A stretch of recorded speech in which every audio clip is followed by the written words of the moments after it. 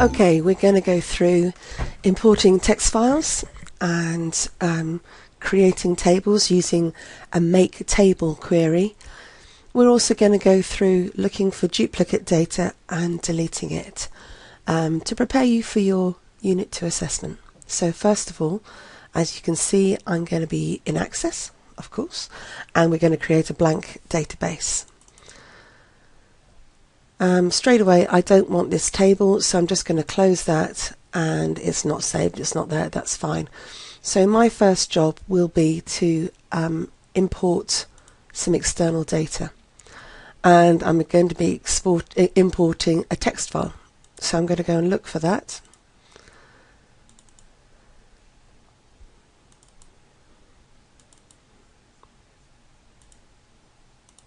Okay, so I've found my text file, and I click OK and have a good look at it. Now this one is a delimited file, which means it's been separated by a particular character. Sometimes these characters are commas and sometimes they are tabs. In this case there are no commas, so it's a tab separated file. So I'm going to go to Next, and automatically Access has worked out that tabs have separated it, and it's put everything into columns neatly. The most important thing to remember when you get to this point is, as you can see here, the first row contains the field names, so you've got to tick in this box. Once you've ticked in the box, you can see now that the field names actually look like field names because they're in a greyed out bar. So we're going to go to Next, and we do nothing on this screen, and Next again. Because we're importing this data, it's a lot of data, and we haven't decided what the entities or the tables are going to be, so we're not going to have a primary key at the moment. We just want to import the data. We go to Next after selecting no primary key, and I normally just call this type of data raw data. Doesn't matter what you call it because you'll be deleting it later. So I'm going to close that and then get started with having a good look at the data. So at this point I would open up this table and start to have a look at all the fields that they've given me. At this point also I would start to write these field names down on a bit of paper. If you look in here you can see them quite clearly what the field names are, and write all these down on a big bit of paper. Be very careful that you write every single field name down. Then you need to sit and read the paper. You need to read the scenario that you've been given so you can start to understand how these entities tables are going to be separated. So at this point I'm assuming that your teacher will go through this with you, and you can sit and work out what entities you need. So now I'm assuming you've finished your paper exercise of normalizing this database, and you're ready to go ahead and to create the tables that you've decided on. So the way we do this is to first of all go to Create, and then we're going to use Query Design. And we're going to add that raw data to the query. So at this point now I want to just organize my screen so I can see everything really clearly,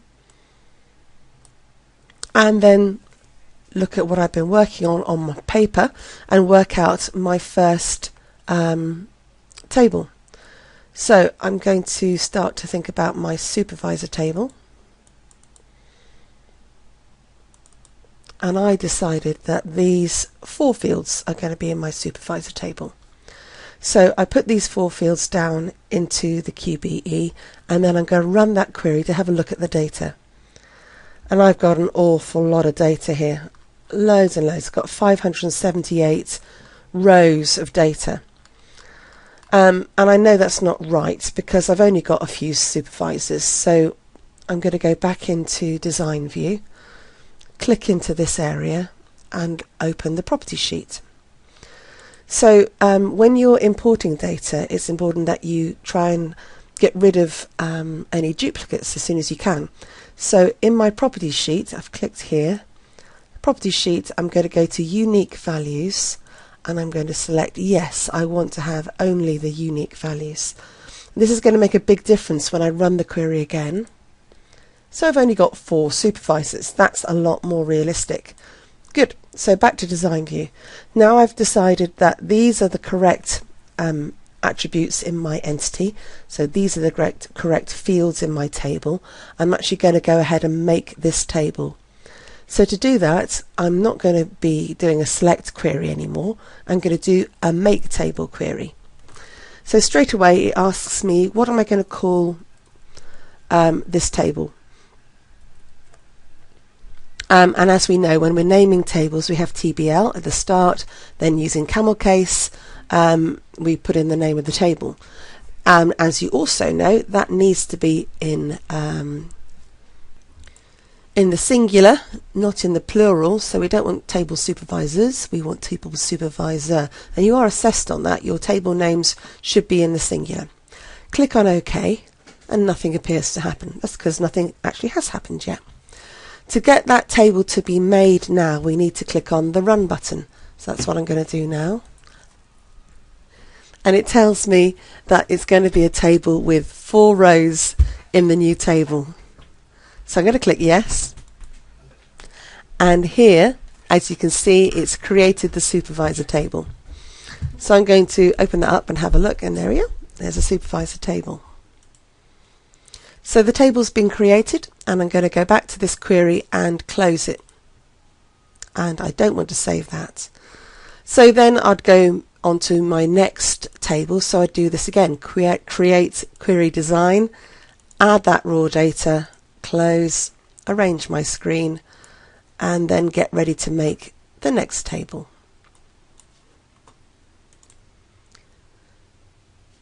Right, so now I've created all my tables.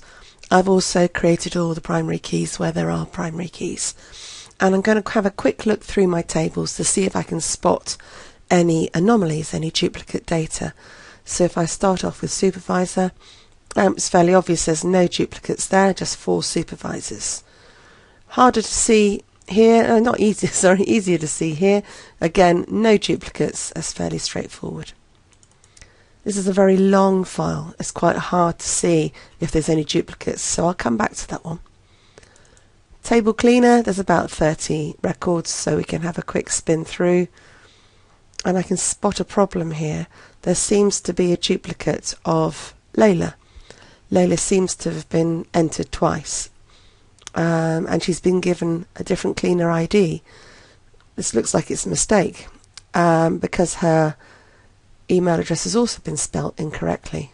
Okay, so we know there's possibly at least 1 duplicate there. There may be more. So I'm just going to close down all my tables, and I'm going to run a query on that table cleaner, to spot any duplicates and see if there are any more. So I'm going to go into create, and this time I'm going to use the query wizard. So query wizard lets me choose a find duplicate query, and I'm going to be adding my table cleaner. So it says here which fields might contain duplicate data. For example, looking at cities of more than one customer, you could choose city and region. So I'm going to choose the cleaner's surname and name. That's my first choices. Then it gives me another choice. What else do I want to have a look at? Well, I'll have a look at the phone number because that might be duplicated, and possibly the email. Then I hit next. I'm just going to leave this query name because this is going to be deleted. So I'm just going to leave that and go to finish. And this duplicate query has found straight away this problem, which was Layla. Now, in some instances in an exam, you might find that there are multiple duplicates, but in this one there's only 1. So what we're going to do is we're going to delete one of those because everything else is exactly the same, except for the email address. There's obviously a mistake in there. So I'm going to delete this Layla, like that. Okay, she's gone. Now I'm going to go back into design view and then run it again, and it's trying to look for duplicates, and there are none. So I've managed to get rid of all that duplicate data. So that first job's been done. I'm going to close that query, and I'm going to delete it. We don't need that. We don't need to provide any evidence of that. So you have now found an anomaly. Brilliant. So looking at my entity relationship diagram, which I've sketched out on a piece of paper here, I can see that my cleaner ID also appears in table job. So there's a possibility, if a cleaner has been duplicated in this table, that that ID has been given a job. So I'm going to go ahead and look for anything else where that cleaner was.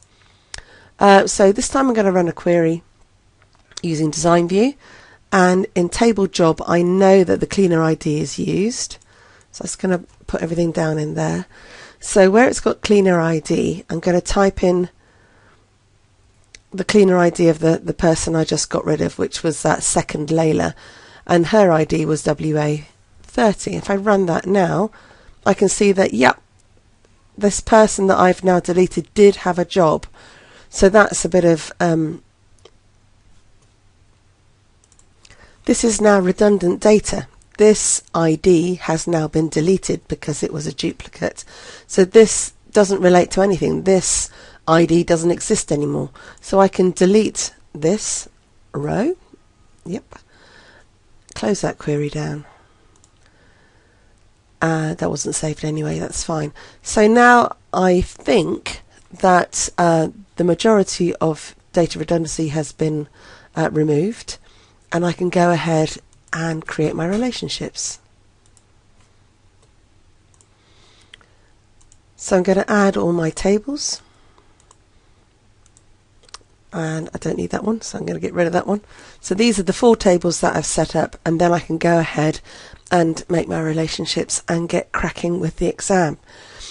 So at this point you would want to draw your entity relationship diagram in Word, then you'd save that as a PDF, and then you'd go ahead and go into each table and start to set up the structure of your tables. So there are some clues for you, there's some hints there about how you now import the raw data, how you can use make table queries to make all the tables that you need. You've got some ideas about how to use the query wizard to find duplicate data, and you've also got another technique to look for any other loss of data integrity. So that should get you started on the bleach and clean exercise, but also it should help you when you start to have a go at your practice assessment and the real thing when it comes up. So good luck.